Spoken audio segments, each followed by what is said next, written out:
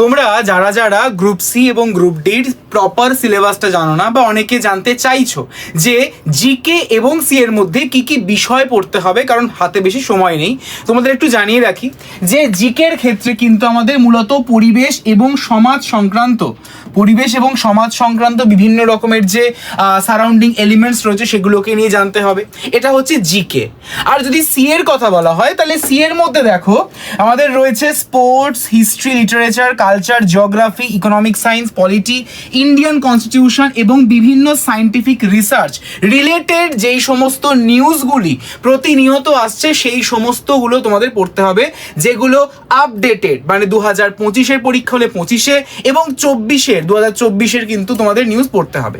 তো জিকে এবং সি এর এই বিষয়গুলো পড়লে কিন্তু তোমাদের 15-15-30 এই 30 নাম্বার কিন্তু কনফার্ম ধরে রাখো।